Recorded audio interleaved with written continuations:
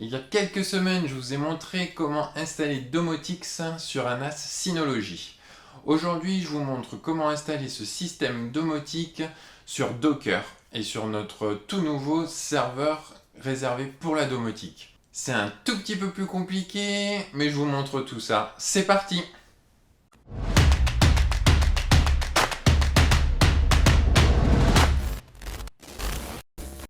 Bonjour, c'est Thomas et bienvenue sur ma chaîne dédiée à la domotique.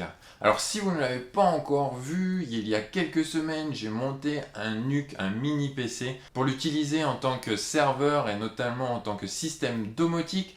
Je vous mets le lien ici. Et aujourd'hui, je voulais vous montrer comment installer Domotix, donc un système domotique que j'aime beaucoup, et sur Docker. De même, il y a quelques jours, je vous ai montré comment installer Ubuntu sur ce mini PC et comment y installer Docker, vraiment ce système de conteneurs que j'apprécie de plus en plus. Et aujourd'hui, je vous montre comment déployer ce premier conteneur, ce conteneur Domotix, qui vous permettra ensuite de contrôler tous vos systèmes domotiques. Alors c'est une ligne de commande typique Docker qui est relativement simple, mais je vous montre ça très rapidement sur l'ordinateur. J'ouvre donc un terminal sur le PC, je me connecte à mon serveur que je veux qui devienne domotique. Alors après, dans l'idée des conteneurs, il va falloir quand même créer un volume qui sera, on va dire, persistant sur notre serveur. Pour cela, on va donc créer un nouveau répertoire.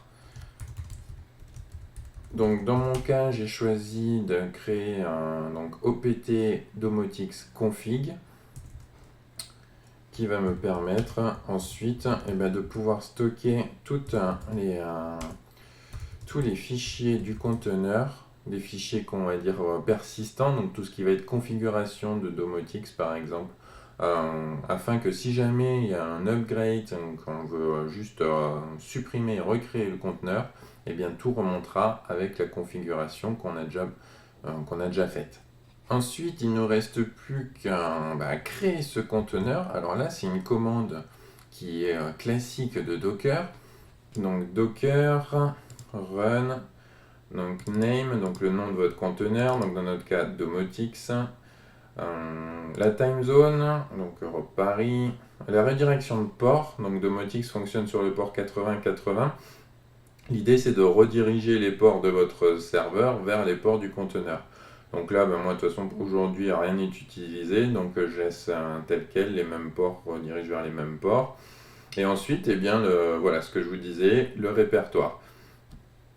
Donc avec l'option "-v", donc pour volume, vous allez diriger le volume que vous venez de créer, donc opt domotix config, vers le /config de votre conteneur. Enfin, restart, donc là, unless stop, c'est-à-dire que si votre conteneur était démarré au reboot du serveur, il redémarrera dans le même état. Et ensuite, le nom où allez prendre le conteneur, donc Linux Server Domotix. Donc il télécharge l'image et ensuite, il va installer le conteneur. Et voilà, votre conteneur est créé et démarré. Donc pour le vérifier, on peut taper ps-a. Et là, on voit donc notre conteneur portainer que je vous ai présenté dans la précédente vidéo et votre conteneur Domotix qui est démarré depuis quelques secondes. Donc on peut se rendre sur portainer, donc avec les deux conteneurs, donc forcément le conteneur portainer et le conteneur Domotix. Enfin, on peut se rendre sur le port 80-80 où on va arriver sur Domotix. Donc là, forcément, il n'y a rien.